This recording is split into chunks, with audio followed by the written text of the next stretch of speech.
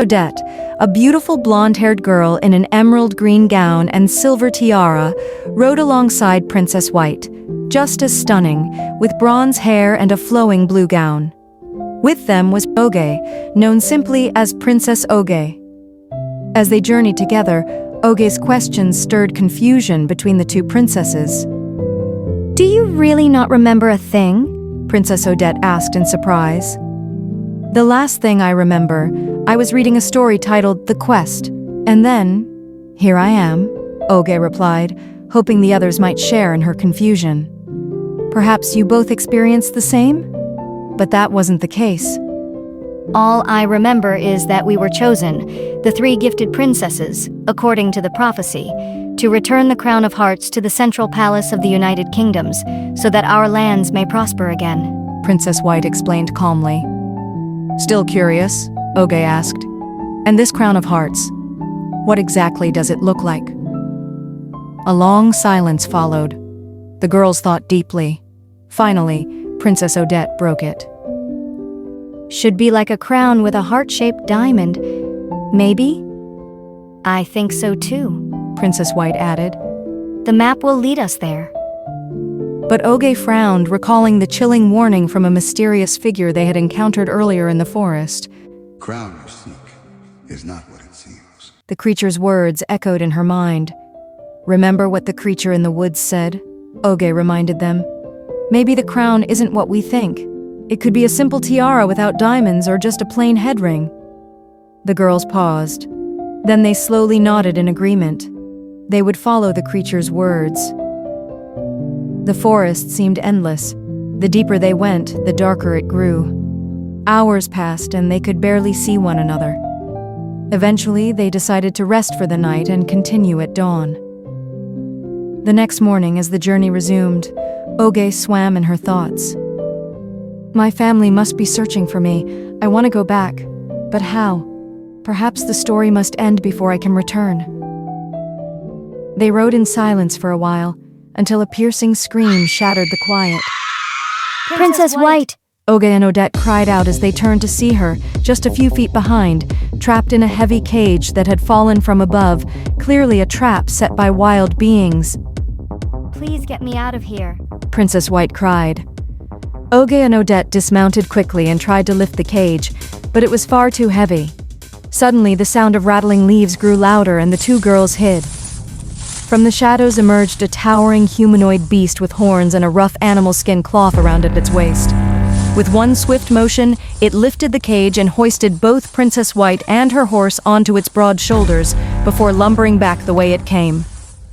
"Where are you going?" Odette gripped Oge's arm as she tried to follow. "We can't leave her. We have to help her," Oge protested. "Oh, come on, Oge. Did you see that thing? Someone still has to get the crown of hearts. We can't sacrifice our lives for nothing." Shocked by Odette's words, Oge pleaded, "We can't just abandon her." Okay, but we must be careful. Let's go, if she hasn't been eaten already," Odette finally agreed. They followed the beast's path and spotted an old wooden hut. The stench was overwhelming. They peeked through the window and saw the beast devouring White's horse, while Princess White lay tied up on the floor, trembling and crying. "We have to distract it," Oge whispered. "When it leaves to investigate the noise, you run in and untie her. Meet me at the river marked on the map. We're close." Odette nodded. "Please be careful. Wait for us at the riverbank." Oge crept to the far side of the hut and threw a branch at the door, then quickly hid behind a tree, her heart pounding. "You've got this. You've got this," she whispered to herself, until a loud thud hit the tree she was behind. The beast had spotted her. With a terrifying roar, it charged in a lazy, fast gait. It nearly caught her gown, but Oge sprinted faster than ever, careful not to lead it back toward the hut. After a clever escape, she followed the scent of water and finally reached the river. Minutes later, Odette and White arrived. They hugged Oge tightly. "How do we get across? There's no boat," Odette noted. "There must be another way. Maybe a bridge?" White suggested. They looked around and spotted an old wooden bridge at the top of a steep hill. They climbed the cliff and reached the fragile bridge. It stretched across the river ominously. We can't trust the wood. Follow me, Odette said and took the lead. Oge let White go next and followed behind her. Halfway across, one of the wooden planks gave way, plunging into the water below. Suddenly, wild mermaid-like sirens began leaping in and out of the river. What are those? Oge cried. Sirens! We must hurry! White yelled, picking up speed. Odette reached the land first. White was nearly there. Oge followed. But just then, Odette pulled a dagger from her belt and began slicing the bridge ropes. What are you doing, Princess Odette? Oge and White shouted in disbelief. Getting rid of you both. Only one can wear the crown of hearts.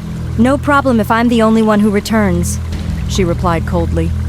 Please, Odette, let's work together. I don't mind giving up the crown, White begged, gripping Oge tightly as the sirens shrieked below. The final rope was cut. Boom! Oge and White plummeted out of sight into the roaring waters. Odette stood at the edge, breathing heavily. Finally, now it's up to me. I'll find the crown and return it myself. There must be another way back. She turned, walking away with fire in her eyes.